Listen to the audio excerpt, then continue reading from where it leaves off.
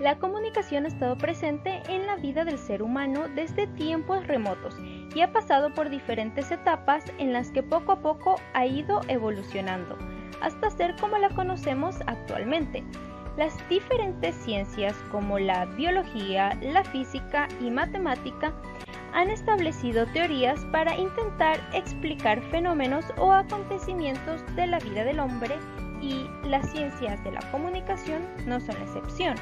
Sin embargo, ¿cuál es la influencia que tienen los medios de comunicación en la vida diaria de las personas?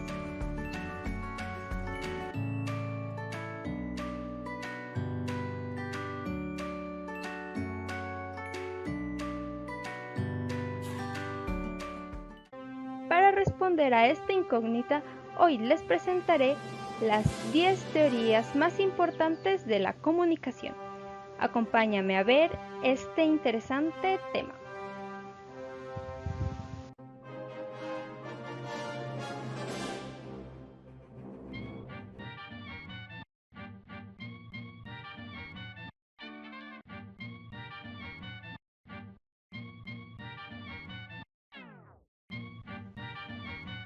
La teoría de la aguja hipodérmica surgió a inicios del siglo XX con Harold Laswell, quien creía que los medios de comunicación bombardeaban a una audiencia pasiva, homogénea y masificada, sin capacidad de respuesta personal a los mensajes. Es por esto que los estudios de Harold Laswell se basaron en los efectos sobre el público de la propaganda de la Primera Guerra Mundial, concluyendo que los medios crean un estímulo que se inyecta en el receptor sin una instancia de intermediación, otorgándole características específicas al mensaje, como poseer intencionalidad, unidireccionalidad, ser asimétrico y descontextualizado. La teoría de los efectos limitados surge a partir de las investigaciones empíricas aproximadamente entre el año de 1930 y 1940, con estudios como El pueblo elige. Sus mayores exponentes son Paul Lazafer y Bernard Pearson, quienes concluyeron que los medios ejercen una pobre o casi nula incidencia sobre los comportamientos y que estos solo se limitarían a reforzar actitudes y predisposiciones de cada individuo mediante un proceso de selectividad. Además, identificaron la presencia de diversas variables entre el emisor y receptor que limitan los efectos sobre las audiencias, de las cuales se destacan las variables individuales, sociales y cognitivas. La teoría del flujo de comunicación de dos pasos tiene sus inicios en las investigaciones realizadas por Paul Lazafer y Bernard Pearson en las elecciones presidenciales de 1940, desarrolladas en Erie County, Ohio, Estados Unidos. Según los estudios realizados, pudieron notar que la influencia de persona a persona podía ser más fuerte que la influencia de los medios de comunicación. Es aquí donde surge esta teoría, también conocida como la teoría de comunicación de dos etapas. Su principal postulado es que en todos los grupos sociales existen personas muy activas que expresan sus opiniones ante los demás. A estas personas se les denominó líderes de opinión. Es decir, la información que parte de los medios de comunicación es recibida y retransmitida por los líderes de opinión a las demás personas de grupos sociales. La teoría de la agenda setting o establecimiento de la agenda surgió en la década de 1960 a partir de uno de los principales postulados de Bernard Cohen, el mismo que decía que los medios frecuentemente no tienen éxito al decirle a la gente qué tiene que pensar, pero tiene un éxito asombroso al decirle a la gente sobre qué tiene que pensar.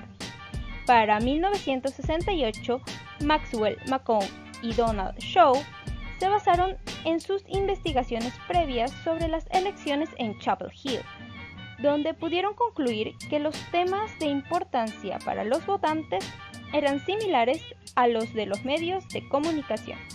Es decir, que los medios no afectan a las actitudes de las personas, sino que instalan los temas considerados como importantes, y a esto se le denominaría agenda pública, la misma que nos dice sobre qué pensar.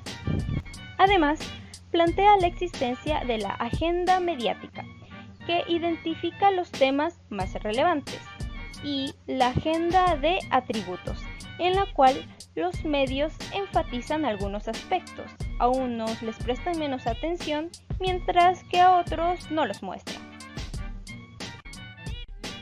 La teoría de la espiral del silencio. Esta teoría se desarrolló en la década de los 70 con los resultados de las investigaciones de Elizabeth Noel Newman, quien consideraba que existía una opinión mayoritaria, la misma que es presentada por los medios, convirtiéndose en la opinión pública. Según esto, las minorías que tienen diferente forma de pensar adaptan o ceden ante las ideas de la opinión mayoritaria por presión social y temor al aislamiento social. Con base a esto, Noel Newman consideraba a la opinión pública como un opresor social. Es necesario destacar el concepto de núcleo duro, que hace referencia a aquellas personas que, pese a la presión social, se resisten a cambiar sus opiniones o conductas y expresan públicamente sus criterios. La teoría de los usos y gratificaciones. Esta teoría tiene su origen en la década de 1940, cuando empezó el interés por el estudio empírico de los medios, que ofreció un nuevo modo de comprender la relación entre el público y ellos. Postula que las personas tienen necesidades que tendrían que satisfacer de diversas maneras. El investigador Elihu Katz clasificó las necesidades del público en 5 grandes grupos. Las necesidades cognitivas, que hacen referencia a la comprensión y refuerzo de conocimientos. Necesidades afectivas y estéticas, que son los refuerzos estéticos o emotivos. Las necesidades integradoras de personalidad, las mismas que hacen referencia a fortalecer la credibilidad, confianza, estabilidad y estatus. Necesidades de integración social o de refuerzo de contactos interpersonales, y las necesidades de evasión o relajación. Según esta teoría, la gente busca activamente los medios que mejor se ajusten a sus necesidades. La teoría crítica. Esta teoría surge en el siglo XX en la Escuela de Frankfurt en Alemania. Sus principales exponentes son Theodor Adorno, Herbert Marcuse, Max Horkheimer y Udo Habermas. Esta teoría plantea que la función principal de la cultura popular es conservar las estructuras de poder para mantener a las masas ignorantes, para distraer al público y no dejarlo pensar sobre la injusta distribución de riqueza y el poder mundial.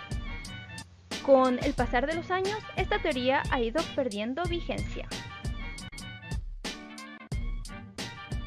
La teoría de la reducción de la incertidumbre. Esta teoría fue propuesta por Charles Berger y Richard Calabrese en 1975. Estos académicos creían que las personas vivimos en una constante incertidumbre sobre el mundo que nos rodea, su composición en el mismo y las reglas culturales vigentes, y que usamos la comunicación para reducir la incertidumbre. Plantearon 3 estrategias para combatir la incertidumbre. La estrategia pasiva hace alusión a la observación. La estrategia activa busca la respuesta por rutas periféricas. y la estrategia interactiva. Es ir directamente a la causa de la incertidumbre. La teoría de la hegemonía. Esta teoría fue desarrollada principalmente por la Escuela de Birmingham, aproximadamente en la década de 1970, cuando Stuart Hall centró su interés en la cultura popular, pero desde la perspectiva del filósofo Antonio Gramsci, quien propuso que la cultura popular comunica el marco cultural dominante.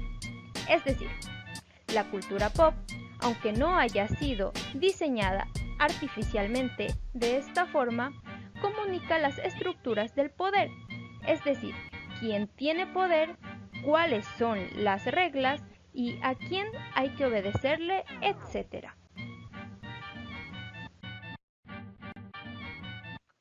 La teoría del cultivo surge en 1967 con el proyecto de indicadores culturales desarrollado en la Universidad de Pensilvania por el profesor George Gardner, quien creía que los mensajes compartidos en sociedad a una exposición de largo plazo generan interpretaciones distorsionadas. Este estudio se desarrolla en la época en la que la televisión era el medio con mayor audiencia. Es necesario tener en cuenta el concepto de cultivo, que es la formación de imágenes e impresiones de un entorno a partir de la penetración sistemática de los contenidos con una exposición prolongada. George Gardner clasificó a los espectadores en tres grupos. Los espectadores blandos, cuando se exponen a la televisión menos de 2 horas.